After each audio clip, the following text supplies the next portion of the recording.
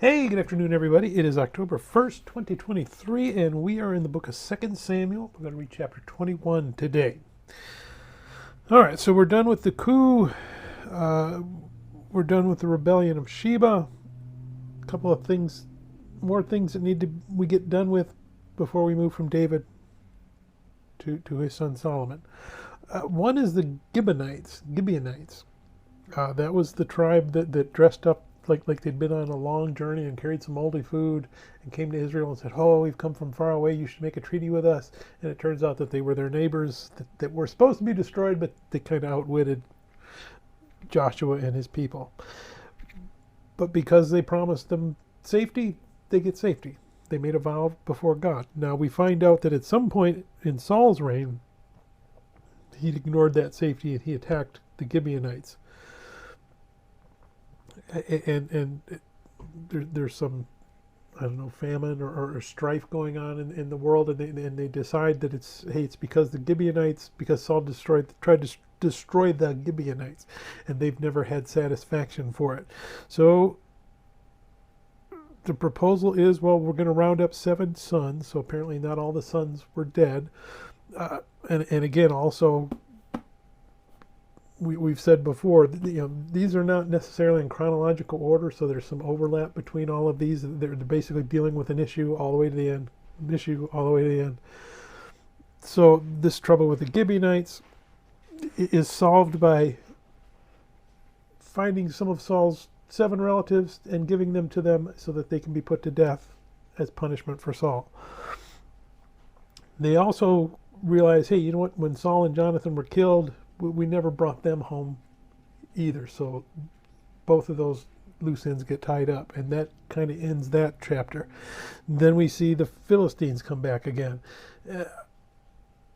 And we're given 4 more giants that David and or his men slay.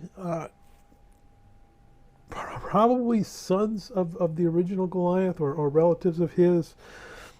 Again, the chronology jumps around a little bit on these. But that's showing us, okay, the Philistine threat is going away. The Gibeonites are gone away. The coups are settled. The Israelites are back under control. That's what we're seeing. We're seeing David's reign wind down, and we're getting ready for Solomon. So let's go ahead and read 2 Samuel chapter 21. Now there was a famine in the days of David for 3 years, year after year. And David inquired of the Lord, and the Lord answered, "It is because of Saul and his bloodthirsty house, because he killed the Gibeonites." So the king called the Gibeonites and spoke to them. Now the Gibeonites were not of the children of Israel, but of the remnant of the Amorites. The children of Israel had sworn protection to them, but Saul had sought to kill them in his zeal for the children of Israel and Judah. Therefore David said to the Gibeonites, "What shall I do for you? And with what shall I make atonement that you may bless the inheritance of the Lord?" And the Gibeonites said to him, "We will have no silver or gold from Saul or from his house, nor shall you kill any man in Israel for us." So he said, "Whatever you say, I will do for you." Then they answered the king, "As for the man who consumed us and plotted against us, that we should be destroyed from remaining in any of the territories of Israel, let 7 men of his descendants be delivered to us, and we will hang them before the Lord in Gibeah of Saul, whom the Lord chose." And the king said, "I will give them." But the king spared Mephibosheth, the son of Jonathan, the son of Saul, because of the Lord's oath that was between them, between David and Jonathan, the son of Saul. So the king took Armoni and Mephibosheth, the 2 sons of Raspel, the daughter of Aiah, whom she bore to Saul, and the 5 sons of Michal, the daughter of Saul, whom she brought up for Erdrel, the son of Barzillai, the Melonite, and he delivered them into the hands of the Gibeonites, and they hanged them on the hill before the Lord. So they fell all 7 together and were put to death in the days of harvest, in the first days in the beginning of barley harvest. Now Rizpah the daughter of Aiah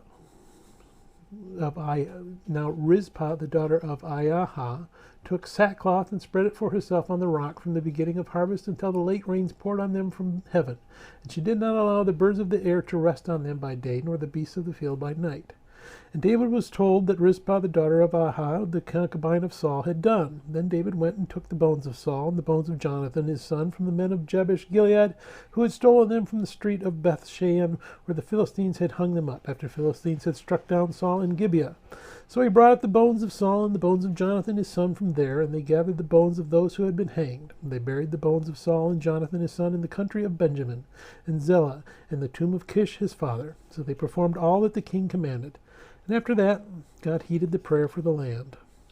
When the Philistines were at war again with Israel, David and his servants with him went down and fought against the Philistines, and David grew faint. Then Ishbi-Benob, who was one of the sons of the giant, the weight of whose bronze spear was 300 shekels, who was bearing a new sword, though thought he could kill David.